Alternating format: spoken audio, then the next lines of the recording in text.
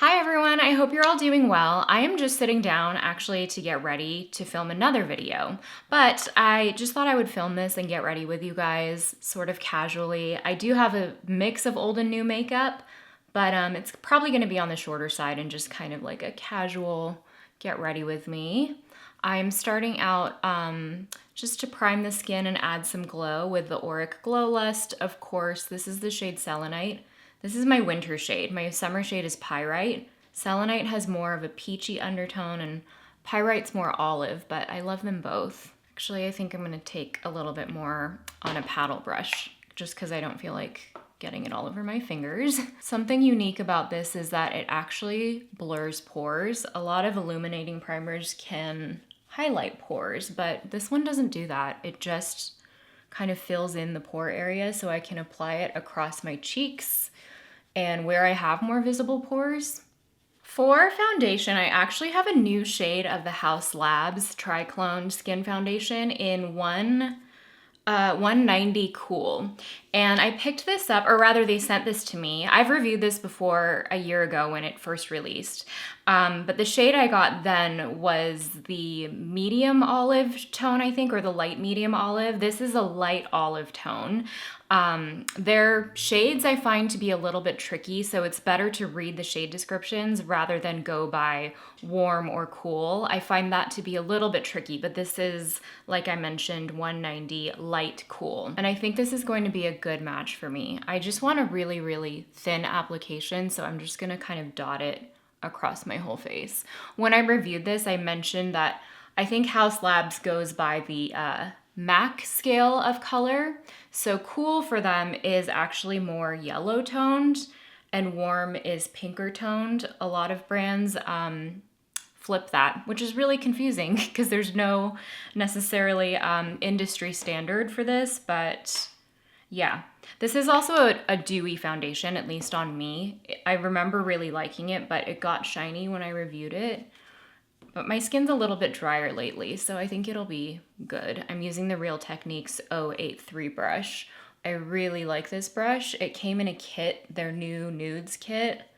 I hope it's I hope they bring it out individually because it's really lovely, and I'm just gonna whisk it around. Yes, this is a good match for me. I'm so happy because the other shade that I have is really nice, but it was too deep for me. And this foundation has an incredible shade range. It's like 50 shades or something like that. It does look like a real olive undertone, and a lot of brands don't have light olive shades. For a lot of brands that have olive shades, they start at around medium. The closest thing I would say is Dior's Too Warm Olive. That's a light medium olive, and that does work for me. I think the trick for me with this foundation is really just not to over apply and to use a small fluffy brush to whisk it around. I'm really liking the way my skin looks, and I'll let you know in the comments how it holds up. And obviously I have the Auric Glow Lust, but these are both products I've used before. But I feel like I'm gonna get an even better sense of this foundation now that I have a really good shade match and I feel very clear about how to use it. Jane Iredale sent over a few of their, what are these called? The new Pure Match Liquid Concealer. They sent over shade 5, 6, or 5 warm, 6 neutral, and 7 warm. I think I'm gonna go for 5 warm because kind of going with the olive theme, this does have a bit of gold but slightly olive undertones. This is interesting because it has like a thicker, real creamy consistency. My Real Techniques 242 brush, one of my favorites. It looks like this. Again, another fluffy brush, so I can really whisk that product around and get a super thin layer. Ooh, that's nice.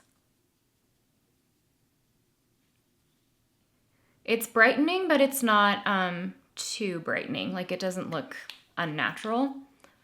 And this comes in 16 shades. I just looked. The deep tones look pretty good. It's actually pretty well distributed. I feel like this is giving me like a nice soft matte finish. It's not too dewy, which is why I'm able to use it around the face. And I would say it's about like a medium coverage. Okay, I really like that. It was brightening, but it feels like it's really matching my undertones really well. I feel like a lot of golden undertones or warm undertones are so peachy or so yellow. This has a bit of that green in it, and it's working with my skin tone. Okay, so because I'm at my fairest right now, I think it's actually a good time to test the new Persona Bronze Multi-Stick shade. I mean, it's newish. It came out like a month or two ago. And this is the shade Mojave. So they had previously only one or two shades that were pretty warm, and this looks like a really nice like neutral caramel. It's definitely on the lighter side, so I'm thinking it's something I can really build up. And I don't know if it's going to be a contour, but I can use it slightly in a more sculpting way. I'm going to take my BK Beauty 112. It's like a very small angled brush, and it's nice and fluffy and wispy, and I'm just going to tap to apply. Ooh, that's nice. This is interesting. It has a bit of a more pinky undertone. It's definitely cooler toned than their Dune shade, which is what I've used previously, which is very, very warm. So this is a nice undertone. I think it's gonna work really well for like fair to light skin tones. And I feel like actually on my skin tone, it does kind of work to sculpt a bit, right? I think this is probably my favorite formula from Persona, actually. It's like a very classic cream product that isn't too dewy. It's not overly emollient, and it wears nicely throughout the day. I'm going to hold off on blush. I'm not sure what I want to do yet. I think I'm going to do eyes and lips first, but I do need some powder. I'm just taking my Fit Glow Beauty powder, not new, and just powdering the T-zone and the nose just to make that a bit longer lasting. For eyes, I thought this palette would be fun. This is from What's Up Beauty. They're an indie beauty brand, and this is their Dragon Eye eyeshadow palette. Just look at this. It is so fun. Their multi-chromes are amazing. Their Geode palette was one of my favorites last year. I'm not gonna go for a super dramatic eye look, but I do want to use some of the multi-chromes as with a sheer base just to add like a wet looking shine across the eyes. They also now have brushes. They sent over their eye set, and these are actually natural fiber brushes that are made in Japan. So they source them from Japanese brush makers, and the shapes look amazing. This is their eye set, and it comes with 6 different brushes. So I'm just going to create a really light sculpt across the eyes with the R104 brush. It's like a large, fluffy, tapered brush. So I'm just going to, wow, that's so nice. I mean, the brush and the powder, I am familiar with their formula, but that brush just kind of like when I laid it flat across my eye, just blended out in like one sweep. Ooh. Wow, I love that. It feels so soft on the eyes too. Wow, the easiest blend ever. This brush is on the bigger side, but I think because it's tapered and the bristles get thinner towards the end, it just blends on its own, like it does all of the work for you. I'm gonna go into the medium blender brush. This is also tapered, it's the R103. And I think I'm gonna go into Breath, which is this kind of like pink matte, and just bring that pink into the crease area. Also such an easy blend. Wow, I love these. This is exciting.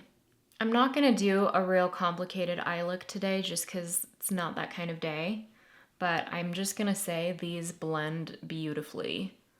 So easy to blend, wow. You guys know I'm a brush nerd, so I get excited about these things. They are the tools of our craft. Okay, maybe I'll add a little bit of depth. I'm gonna go into Smoke, this shade right here. It's like a deep, cool toned, plummy brown. Oh, and this is the smallest taper brush. It's the R102. I wasn't going to do swatches, but now I feel like I need to know. So I'm just doing some quick finger swatches. Okay, I did the swatches like this, corresponding this way, but I'm gonna show you like this upside down because I didn't think about this one. Okay, here are the swatches. They're so beautiful. I hope the multi-chromes really pick up on camera. The multi-chrome formula is really interesting because it's very thin and slippy. It's not like a thick, heavy powder, but they have the most stunning glide across the skin. And the mattes are powdery, but not too powdery. And the pigmentation's really beautiful. I am gonna be kind of boring today. I might just go in with this first shade, Fly, sort of blend it out in a really thin way across the eye. I just want something bright and twinkly, but I'm very tempted to go for the green. The purples in here are stunning too. It's all amazing, but I'm gonna go for something slightly more subdued. This is turning into a full video. This isn't even a quick get ready with me, but I just got excited. I'm taking the shader brush of this, the R106. I'm just going to tap to pick up because these are on the slightly flakier side. So tapping rather than like blending, I think is going to decrease the chance of fallout. And I'm just going to do a really light application. Fly is really pretty because you can get this like sheer base, but the twinkles are like a light golden lime green. There might be a bit of blue in there as well. And I'm actually going like all across the eyelid. I just want there to be a real scattered sheen across the eye. I'm gonna do mascara off camera. I tested the Finding Ferdinand Lash Lift in my last Get Ready With Me video. I've still been enjoying that, so that's what I'm going to apply with my primer. I'm back. I did my mascara, I did my brows, my Benefit 24-hour brow setter, Shu Uemura pencil, and I'm actually gonna shop my stash for a blush. I pulled out my Half Magic Beauty. This is the compact. Their cheek fluff, and I'm gonna take a Rephr 18, and I'm feeling something pink and girly, so I'm gonna actually go into this hot pink and just do a light dab mixed with this lighter peachier pink, just to get something sort of in the middle. Like that, and I'm just going to tap. This is the coolest like hybrid formula. It's creamy, but it's not a dewy creamy. It's almost like a suede finish on the surface. And it has the most like cloud-like diffused blend. I know this blush shade looks really scary, but when you apply it like this with this formula, you're actually able to get a really soft flush of color rather than the literal color you see in the pan. For lips, I have a new shade of a formula I love. I wanted to go for a pink and brown moment. So I have the YSL Rouge Volupte Candy Glaze, which is that rich balm. But I have a tinted version, and this is the shade number 15. It's such a nice like nude, warm nude caramel, and I think it's going to be a sort of unexpected, nice addition to this look. If you're not familiar with this formula, it's so rich. It like coats the lips and it feels really buttery. And it adds this like, I don't know, this like coating over your lips that feels super nourishing. The clear version of this is one that I use all the time as a lip treatment. And then I think to kind of play up the brown tones, I'm gonna go in with the Tower 28 one-liner in Draw Me. This is a rich brown. When I want to go in with a deeper lip liner, but I don't want it to look like I'm just outlining my lips, I actually like to go over the lipstick itself or the lip shade itself. And then you get that depth without the full pigmentation. That instantly becomes more like hot chocolatey.